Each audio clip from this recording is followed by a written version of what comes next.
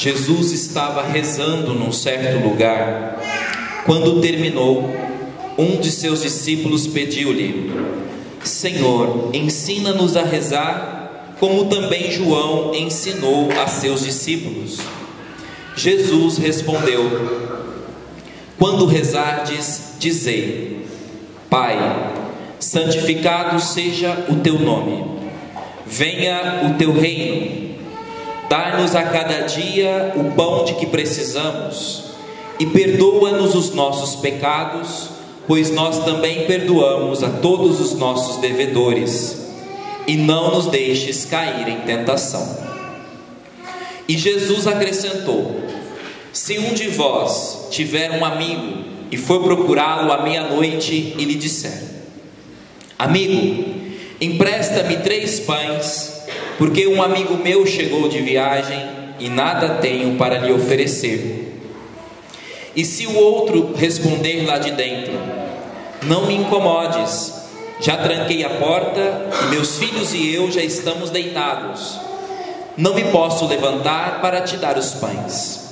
Eu vos declaro, mesmo que o outro não se levante para dá-los porque é seu amigo, vai levantar-se ao menos por causa da impertinência dele e lhe dará quanto for necessário. Portanto, eu vos digo: pedi e recebereis, procurai e encontrareis, batei e vos será aberto. Pois quem pede, recebe, quem procura, encontra, e para quem bate, se abrirá. Será que algum de vós que é pai, se o filho pedir um peixe, lhe dará uma cobra? Ou ainda, se pedir um ovo, lhe dará um escorpião? Ora, se vós que sois maus, sabeis dar coisas boas aos vossos filhos, quanto mais o Pai do céu dará o Espírito Santo aos que o pedirem. Palavra da salvação. Glória a vós, Senhor.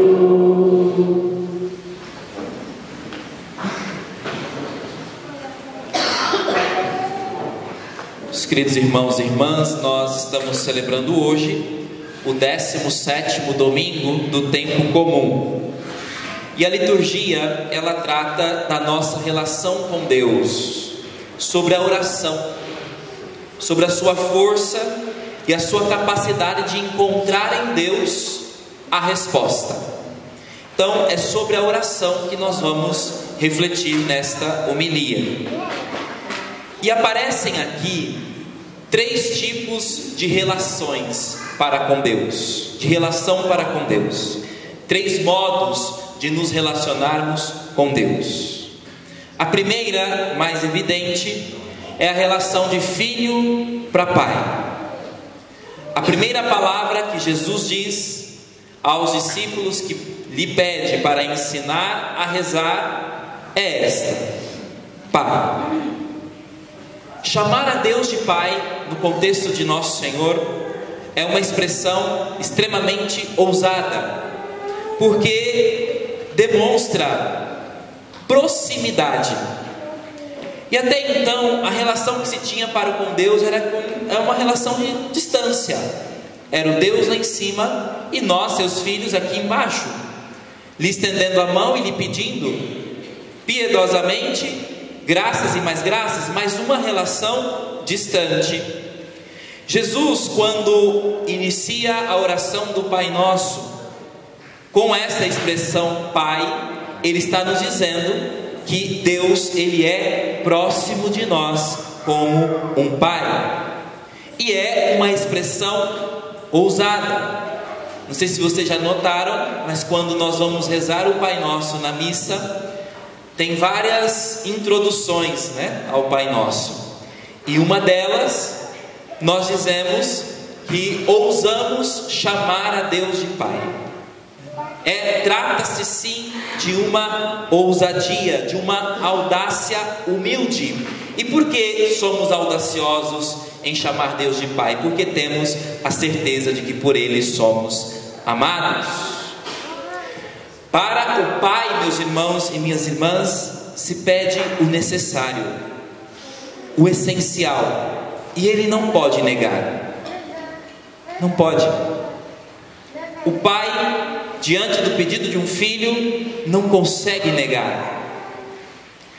E aí Jesus usa esta comparação no evangelho de hoje. Qual pai entre nós que diante do pedido de um peixe, de um filho, vai lhe oferecer em vez de peixe uma cobra?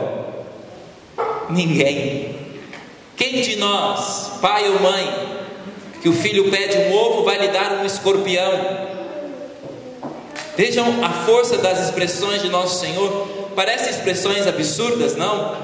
Mas justamente para dizer o quanto absurdo é o amor de Deus por nós. O pai, ele nunca vai prejudicar o filho. É isso que Jesus está dizendo. Por isso nós podemos nos aproximar de Deus com essa confiança filial. Deus é o nosso pai. Aqui é importante nós purificarmos, a nossa experiência de paternidade. Porque para alguns a palavra pai, ela inspira às vezes traumas, temores, e pode ser que nós transfiramos para Deus essa dificuldade que temos com a paternidade terrestre. Vejam, é importante purificar esta experiência, sobretudo nessa nossa geração, que é uma geração órfã de pai, onde os pais têm se ausentado da vida de seus filhos, têm fugido da vida dos seus filhos. Então é importante recuperar essa paternidade divina, uma paternidade perfeita. Deus é um pai perfeito, é um pai santo. Santificado seja o vosso nome. É assim que iniciamos o Pai Nosso. Ele é santo e por isso perfeito. Então não precisamos ter medo de nos aproximarmos de Deus. Ele não é como o nosso pai terrestre. Ele é perfeito, ele é santo, e ele está disposto a nos dar as graças que necessitamos, as graças que precisamos. Ele está com o coração aberto para nós. Esse pai, ele é justo. Foi apelando para esse atributo da justiça que Abraão alcançou a benevolência de Deus na primeira leitura. Abraão se aproxima de Deus com essa confiança e diz: o juiz de toda a terra não faria justiça? A oração de Abraão, ela é um modelo para a nossa oração no dia de hoje. Abraão está intercedendo por Sodoma e Gomorra. Deus havia decidido destruir Sodoma e Gomorra por causa dos seus inúmeros e graves pecados. E Abraão então se coloca na posição de intercessor, pedindo por Sodoma e Gomorra, e diz a Deus, interpela a Deus: o Senhor será capaz de destruir toda a cidade, se nela houver pelo menos 50 justos?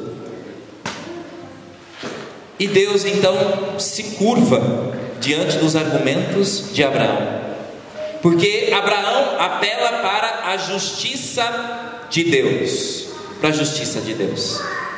Então, meus irmãos e irmãs, a nossa oração dirigida a Deus como Pai, se feita em justiça, é impossível que Deus não nos escute, é impossível que Deus não nos ouça.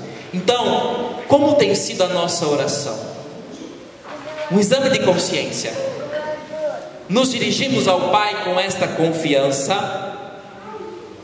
Nos colocamos diante de Deus com esta confiança? E veja que para que Ele possa atender a nossa oração, precisa ser uma oração justa. Porque às vezes nós pedimos coisas que Deus sabe que não nos fará bem, que não são justas, orações que não são justas, porque estão mais para atender o nosso egoísmo do que para atender as nossas necessidades reais. Então, nos dirijamos a Deus com essa confiança de um filho que pede ao Pai.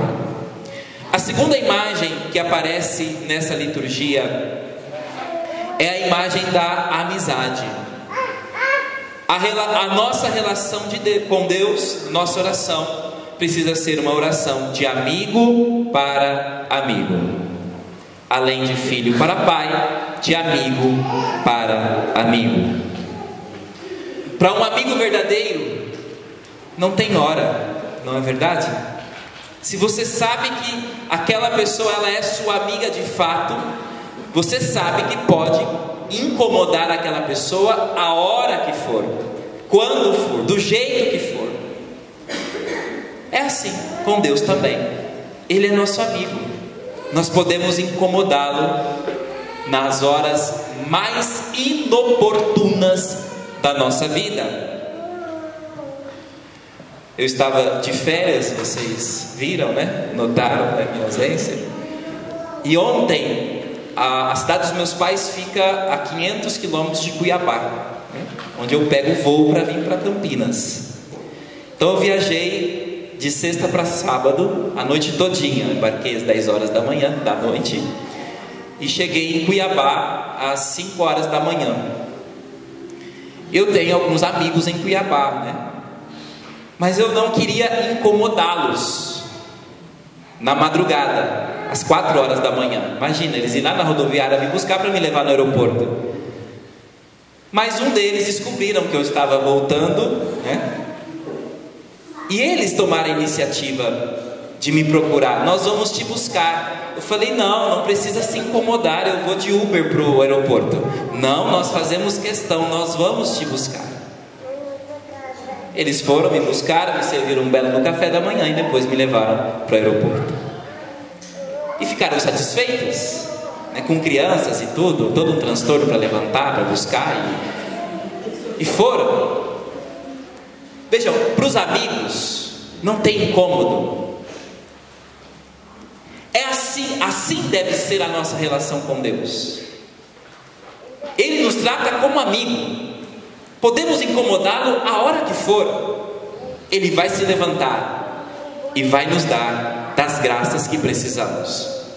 Jesus disse no Evangelho que se o amigo não se levantar por causa da amizade, vai se levantar pelo menos pela importunação, né? Pelo menos pelo incômodo. Mas ele está querendo dizer que Deus é nosso amigo.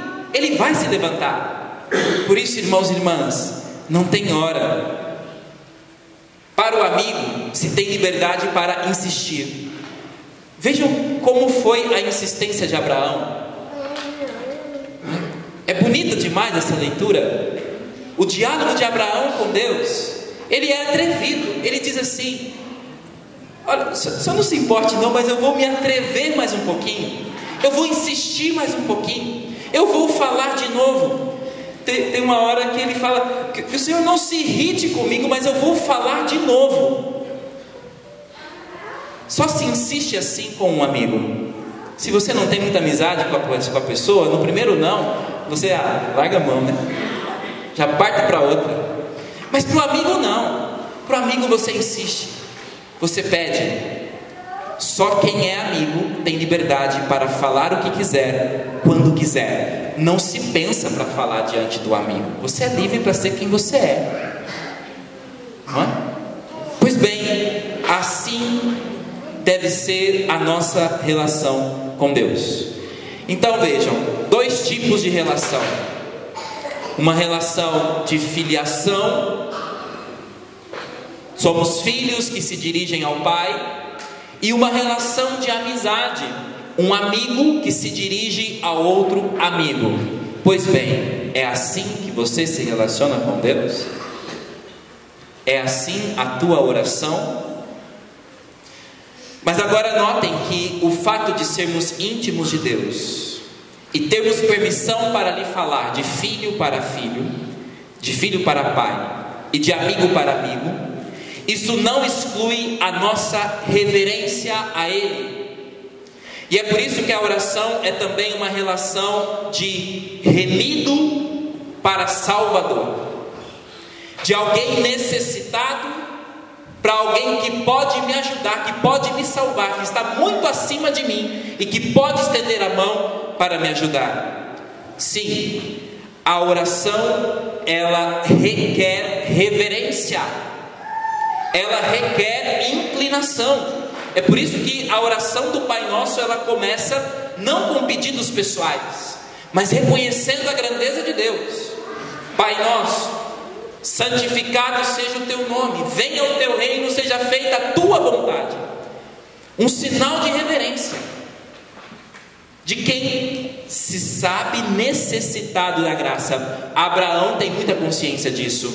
Num dos momentos da oração de Abraão, ele diz: eu que sou pó e cinza. Reconhece a sua indignidade e a grandeza de Deus. O salmo em que ouvimos: naquele dia em que gritei, vós me escutastes, ó Senhor. É o necessitado que precisa de salvação.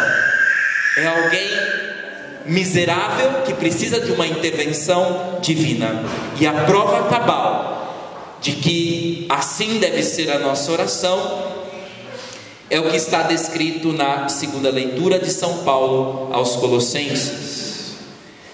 São Paulo disse assim: existia contra nós uma conta a ser paga, mas ele a cancelou. Apesar das obrigações legais, ele a eliminou, pregando-a na cruz. Meus irmãos e minhas irmãs, existia contra nós uma conta, mas Jesus a cancelou. Ele nos salvou e nos deu muito mais do que nós merecíamos. Nos deu a graça da vida eterna, nos deu a graça da salvação. Assim deve ser a nossa consciência quando entramos para a oração.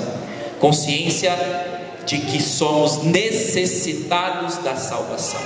Mas vejam que a resposta do Senhor à nossa oração extrapola a justiça. Eu disse no início da homilia que para que Deus nos atenda, um critério é que a nossa oração seja justa. Mas vejam, Jesus cancelou a conta que nós deveríamos pagar. Seria justo que nós pagássemos a conta por causa dos nossos pecados. Seria justo. Quem de nós aqui concederia a absolvição de uma dívida alta? Se não, por pura misericórdia. Nós tínhamos uma dívida alta para com Deus e Ele nos perdoou por meio de nosso Senhor Jesus Cristo. Ele cancelou, Ele agiu acima da justiça, agiu com misericórdia. Meus irmãos e minhas irmãs, que nós então nos aproximemos de Deus com esta consciência, que a nossa oração seja uma relação de filho para pai, de amigo para amigo e de alguém necessitado de salvação. Que ao longo desta semana a sua oração seja ainda mais intensa. Faça propósitos de oração nessa semana. A nossa vida precisa ser regada à oração. Então, coloque na sua rotina momentos de intimidade com Deus, momentos de proximidade com Deus, para alimentar esta nossa comunhão com Ele.